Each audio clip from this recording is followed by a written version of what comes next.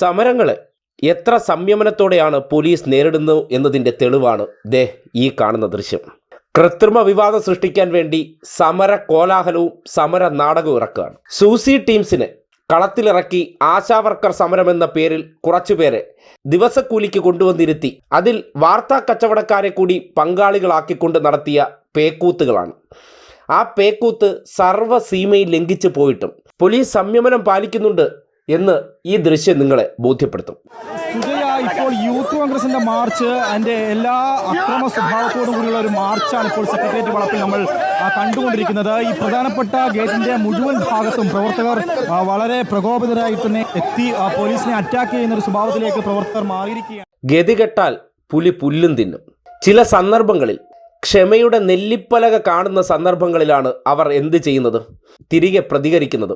അതിനുവേണ്ടി മാത്രമാണ്. അതായത് കുറച്ചുപേരെ ആശുപത്രിയിൽ കൊണ്ടിടണം, VD സതീശന് സന്ദർശിക്കണം, ഫോട്ടോഷൂട്ട് നടത്തണം, തല്ലിച്ചതച്ചേ എന്നുള്ള വൈകാരിക തലത്തിലുള്ള പ്രതികരണങ്ങൾ ഉണ്ടാക്കണം.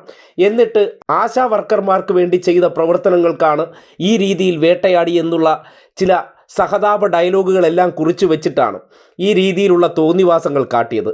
സാധാരണഗതിയിൽ സമരം ചെയ്യുമ്പോൾ ബാരിക്കേഡിൻ്റെ മുകളിൽ കയറും, ബാരിക്കേഡ് തള്ളിയിടാൻ ശ്രമിക്കും, ബാരിക്കേഡ് പിടിച്ച് കുലുക്കും.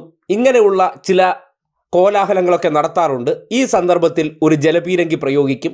ആ ജലപീരങ്കിയുടെ മുന്നിൽ കുറച്ച് വാർത്താ ഷോ ഓഫുകൾ കാണിക്കും, പൊടിയും തട്ടി വീട്ടിൽ പോകും. ഇതും കടന്ന് വീണ്ടും അവരെ അനാവശ്യമായി ചൊറിയുമ്പോഴാണ് പലപ്പോഴും പോലീസ് ലാത്തി പ്രയോഗം നടത്താറുള്ളത്.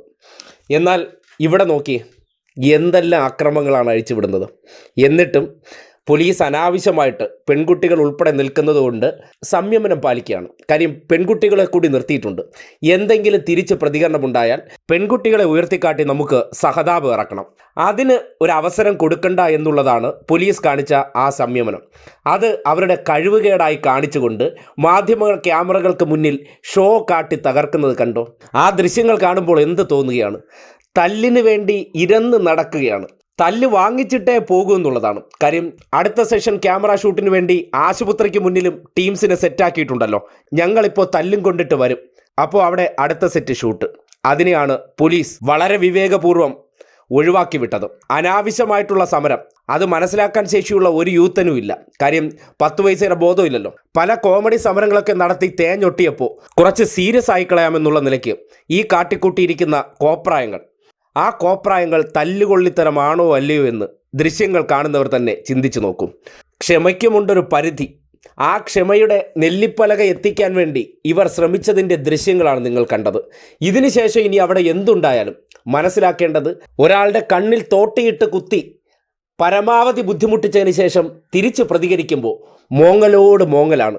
ആ മോങ്ങലിന് വേണ്ടിയുള്ളതാണ് ഇവിടെ കാട്ടിക്കൂട്ടിയ ഈ നാടകങ്ങൾ. അതിനെയും പോലീസ് വളരെ സംയമനത്തോടെ എങ്ങനെയാണ് നേരിട്ടതെന്ന് ജനം മനസ്സിലാക്കിയിരിക്കണം.